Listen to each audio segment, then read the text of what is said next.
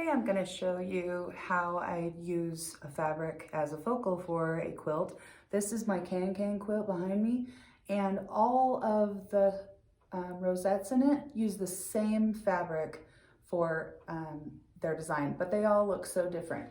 So I've got, all these kaleidoscopes. At least the very center is a fabric called Lumina by Robert Kaufman. So every one of those is that, and then I combined it with other fabrics, but that fabric is in every star in here. And it doesn't look like the traditional stack and whack, but that's what I call it, stack and whack on steroids. I'll say that again later, I'm sure, but anyways, that's what I call it. We can't just, layer fabric and cut it once. We have to do it a special way in order to make it harder, right? But that's part of the fun process. So I'm going to show you a current project I have, but I just wanted to show you one that I did use this technique on, where I used the exact same fabric throughout the quilt. And I used it with a lot of other fabrics so that it would, have interest and everything. But it is so fun to just look at the quilt and see all of the ways that the same fabric is used. I will put a picture in this video of the fabric that I used for this quilt. Like always, when I'm doing a quilt that I'm really excited about, it seems like I pick some fabric that I find online that is discontinued. So I had to scramble for this one. I was short like a half a yard, and I found somebody online who had some and was able to finish the quilt. But it does make for nice design. Challenges if you can't find the fabric and have to use something else instead, but I was fortunate enough in finding the focal fabric. Now, this is the fabric that I am using today. It is called Zen Charmer by Alexander Henry, and it was made in 2008, but I was lucky enough to find it when I was searching for Japanese fabric last year. When I started this project, I've actually put it away for a very long time, but I thought this would be a very nice one to show you a non-typical use for English paper piecing, fussy cutting. This is a really large scale print, so I knew that I needed 8 repeats in order to get around one rosette for the pattern Raindrops Are Falling on My Head by William Hammerstein. And so I asked the Etsy shop owner to measure and see how much yardage I would need to get 8 full geishas. So I'm going to show you how I would cut this. I actually have cut a couple of the shapes already for the block that I'm making, and I've already marked my template. I'll show you on the next piece how I do that. But let me just get right to this. So this is a piece that I've already been cutting into, and I had decided that the next one that looked interesting to me was her hair. So I've got the marked piece. I'm gonna line it all up here, and then I'm just gonna cut around it. This shape that I'm doing is a little awkward. It has all these little things to avoid dog ears, and so it does take a minute to cut it. And sometimes I try to pick it up and I haven't cut all the sides, or the sides stick like that. I just go back and fix that. So I've got, let's see, I've got 5 cut. I need 3 more. So I'm just gonna move on over to the next geisha here and line up that guide mark that I gave myself.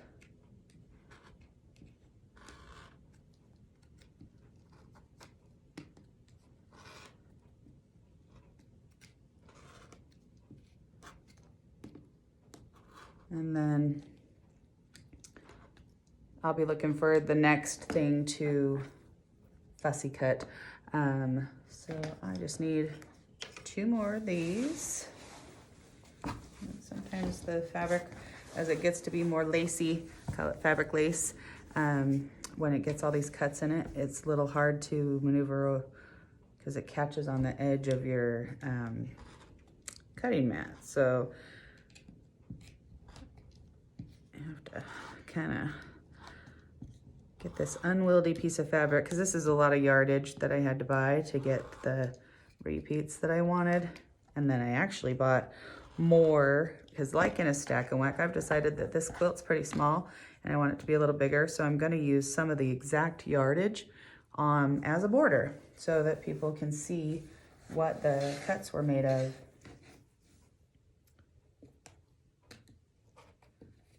Sorry, I know this takes a little bit of time, but people have commented that they want to see the process, so I hope that this is valuable to you in some way. It is a little time consuming, but the results are well worth it. I wish the template didn't have the cutouts for the dog ears, because all these corners are extra that I have to cut. That's 5 extra sides I have to cut instead of just, this would just, instead of, well, that's 5, 6, 7, 8, 9, 10 pieces to cut. If this was just points, it would be 1, 2, 3, 4, 5. So I have an extra 5 sides to cut with all those little things for the dog ears. Now, I prefer the 1/4 inch seam allowance now, ever since my friend told me that she switched to the 1/4 inch. I tried it, and at first I found it a little fiddly because you don't have as much on the sides to glue with, but now I really prefer it. But I bought this kit when I hadn't tried that, and so this one is a 3/8 inch one. I find, especially with the 10-point stars that I use a lot, that the 3/8 inch gets in the way. So here's my 8 cuts, and they're just gonna go around like this.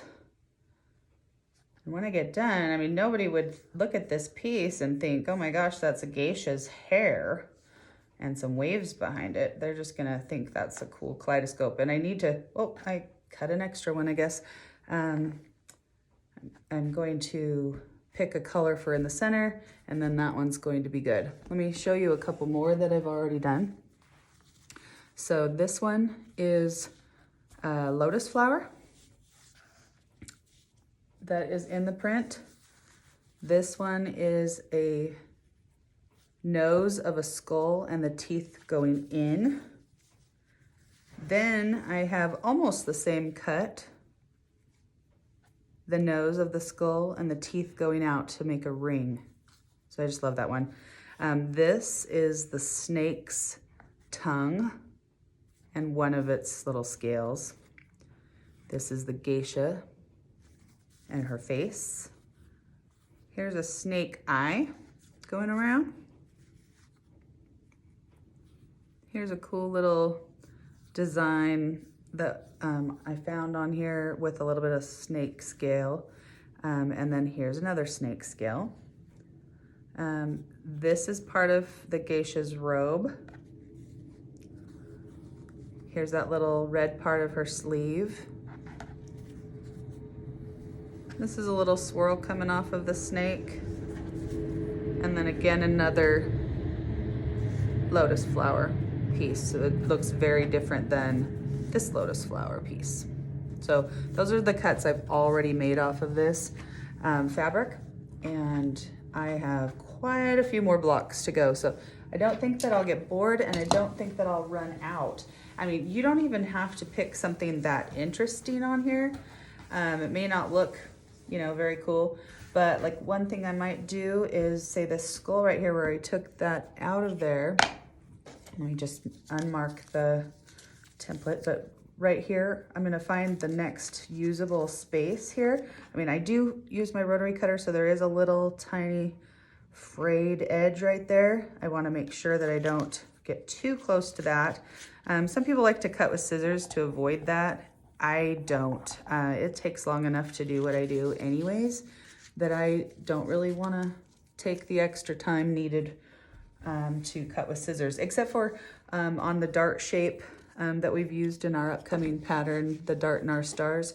Then I finish the little piece with a scissors because you can't rotary cut that. But when you can rotary cut it, I'm gonna do that. So here, it's probably gonna be best for me to just go right here, but I see this little guy and I've already used it, so I want to make sure that I have enough repeats before I cut this, because I did use this one, something like that in that block that I just showed you here. So I'm going to have, actually like this, I'm going to have a lot of pieces that are not going to have that right there. So this may not be a good one. I'll just have to check my yardage to see that. But another couple cuts that I just made that I haven't sewn, I cut, I believe, like right in here, and I got these clouds, pieces of clouds. These are just gonna go right around in here and make this neat little pattern. This is, of course, after I have them all glued. So that's gonna be a rosette. And then this one is just some little tendrils that are going around the top of one of the skulls. Move that one out of the way. But again, this makes an interesting little piece. And then what I'm doing is I grabbed a curated bundle of fabrics from, I believe it was from Fabric Bub, that I liked, that were colors that would match this. And I just have these little pieces in different colors that I'm using for the center, and I just try to pick something that's kind of pleasing. This is gonna go with this one. I could easily flip-flop them and they would still be nice. So that's what I've got going on for this quilt.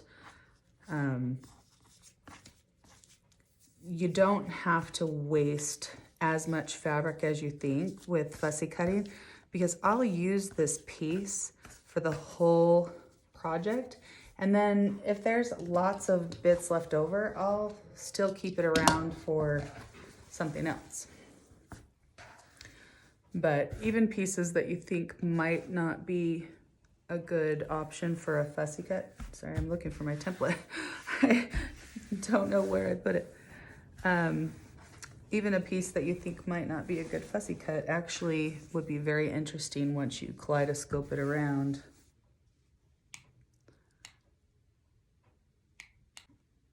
Okay, so I found the template on the floor. I must have got it caught somewhere. So I'm gonna try, I don't wanna get too far close to the snake head until I know that I've used all of it that I wanna use, but I've already used this cut somewhere and a cut that was basically in there, but I kinda wanna get this piece of her skirt. That would be really nice. It has a really cool red design that's going to go around the rosette really good, but I'm not gonna cut that one yet. I'm actually gonna move to a piece of the yardage that is more heavily cut so that I can not run into situations where I don't have enough to cut because of other cuts. But here you can see where I've cut really close to other pieces. This is becoming a lot more lacy on this end. So anything that I see here is probably safe to cut because I've already made the cuts that I want to. So yeah, if I had started at this end, I wouldn't have been able to make the last cut that I did. So I'm glad that I have enough yardage to play with to do different motifs. Okay, so looking at this, I'm gonna pick this intersection right here where the clouds and the snake scales intersect. And I think that will make a really cool design. So I'm gonna just go right off of this color here. I don't want any of that to show. I want it to be the green and the green. And I don't really want this leaf to show. So I'm gonna line it up where I've got green and green, no leaf because it's in the seam allowance, and none of this yellow over here. And then I'm gonna make my marks. Now sometimes this Sharpie is not the best because it is a little dry, so I should get a new Sharpie, but it usually lasts for enough registration marks that I can see good. So this one's just gonna get cut around here.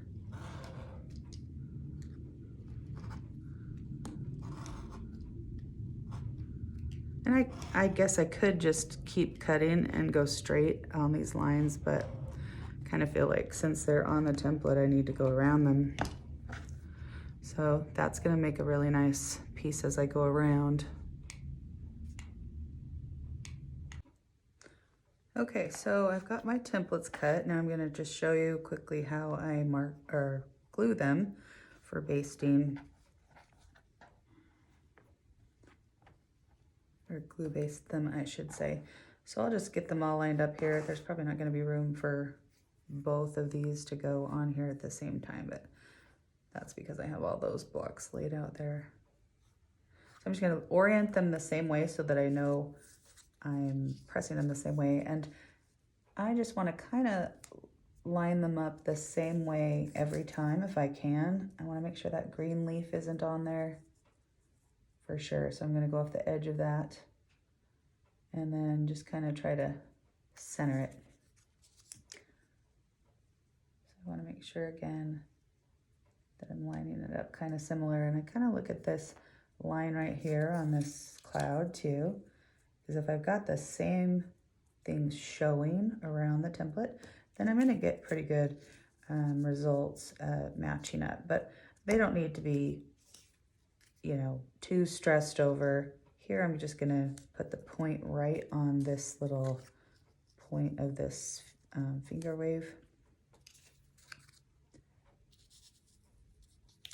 And then it should line up pretty close. Like I said, I don't stress too hard about it. I do not put glue on the back side of my template, although you can. Some people like to do that. I even saw a good trick. I don't use it, but if you're worried about your fussy cut lining up, you could put a little dot of glue there. You know, when you still have your registration mark on there, and then you can line it up using the template kind of, but I don't do that. I think that if it's pretty accurate, it's gonna be fine. So then I take my pen, my glue pen, and I always start with this edge here. So if it was a diamond, I'd still start with this edge here, and I just go around the piece.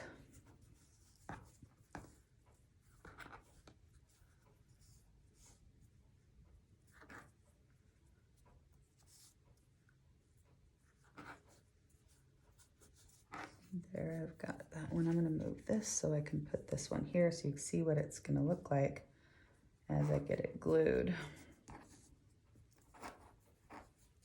Now, see how much extra width I have with the 3/8 seam allowance? It's fine for this shape, but if it's something that's coming to a point, like this quilt has the option of not having the flat edge here and having a point. Oh, and I probably will re-glue this one because I wasn't paying attention to the not getting the yellow on there. So I will just quickly lift this up. I usually use like a dot work little stiletto thing to pull the glue off, but while it's still wet, I'll just use my fingers. And I used my fingers through many quilts, and then I just saw the tip of the little stiletto. So I'm just gonna open that back up, and then I just wanna move this over just enough to not get that yellow there. Still wanna be not on the leaf, but I want the yellow to not be on there. So I'll just re-glue that really fast. The yellow, nothing wrong with it, but it's going to make it obvious that I wasn't exactly in the right spot when I go to sew the rosette together. So that's better. Do this last piece.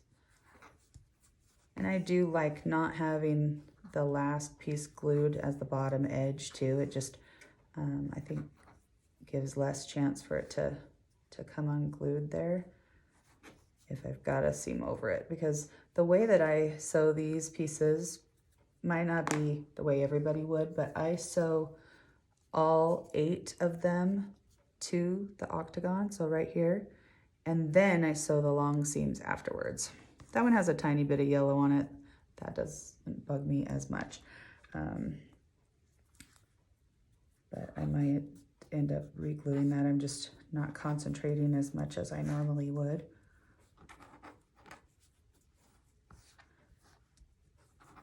And I only laid 4 of those down, so I'll get these other ones and then I'll come back and get the other 4 of these. But you can kind of see how nice that design's going to be in there. Now this one, you know, same thing. And I always start with that bottom edge of how I line them up, which is always kind of to the right. Just so that I know that my pieces are going to swirl around good.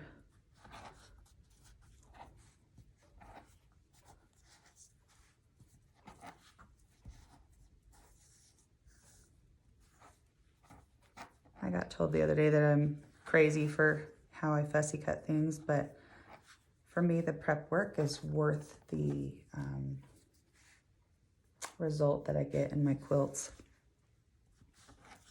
You cannot beat a good kaleidoscope effect for sure. I've been addicted ever since. I went to Bali in 2015 because I loved batiks so much. And I bought a ton of it, but I was working on my La Passacaglia while I was there and got so addicted with English paper piecing and fussy cutting that I never really used those batiks and ended up giving them away. Just batiks are really hard, first of all, to English paper piece because of how the thread count is. It's hard to get a hand needle through them. It's harder on my hands. And then secondly, because they're so random in their nature of how they make them that it's nearly impossible to fussy cut one. So batiks I seldom use. I do have some batiks here and there in a few projects, but never as a focal point, usually as a background piece. Like I showed you in my other video, I bought one piece of batik for the texture. That is a really good thing. It's interspersed in with other stuff, but not as all the fabric, and definitely not if you want to fussy cut motifs because that's way too hard. I also don't fussy cut K-facet fabrics. Those are so big of a repeat, and I usually am not doing something like this where I care to fussy cut different elements, so I just don't fussy cut him. I do my regular piecing, like by machine piecing with Kaf, but I don't do a whole lot of machine work these days. Now the one big print fabric that is good for fussy cutting is Anna Maria Horner. That's really nice. My business partner is working on a design right now that's using Anna Maria Horner, and it's just beautiful, and it fussy cuts really well.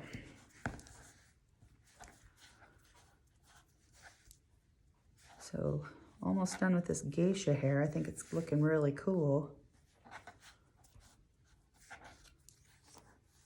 Okay, so there's the one from the geisha hair. I'll just finish up this snake one really quick, and snake scales. And then these will all be done. Oh.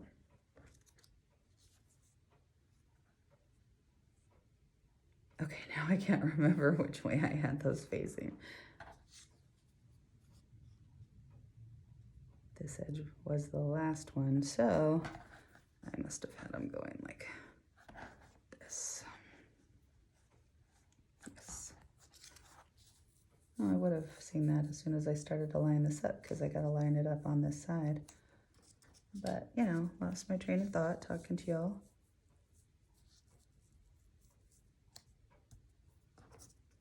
That was something that I wouldn't do if I wasn't trying to explain myself. I would just have them all laid out at the same time and get them glued around. But you know, you can come back to a project later and figure out what you're doing. It's just easier to do all of one task at a time. So just get this on here. Get this laid out so you can see it. That yellow is going to bug me, so I'm going to redo that one. And really, sometimes if there's a thing like that keeps being a pain point and you keep getting it in there, you either want to watch it all the way around, or you want to start your gluing with that edge so that it doesn't shift and accidentally get in your piece. Because if that's the first side that you glue, then you know that it's not a problem. And if I did that, I would still just glue that one first and then make sure that this one was the next one, so I was going the same direction every time. So my points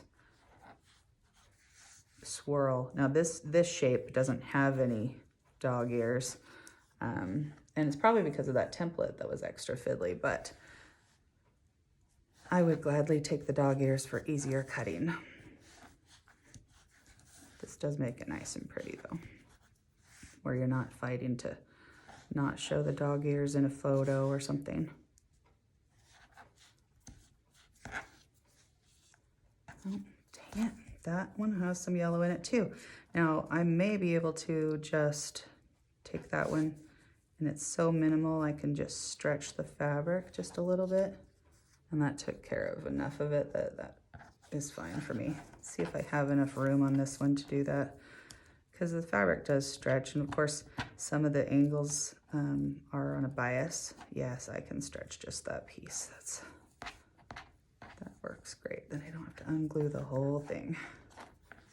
And voila. They're not laying exactly flat, but look at that. So out of the same fabric so far, I've got all these blocks plus a couple of cut ones. So kind of that's how my brain works with fabric. That's kind of what I do, and I hope you enjoyed this video. Please like and subscribe, and also this week we have 3 patterns dropping, so look for our Etsy shop. Thank you.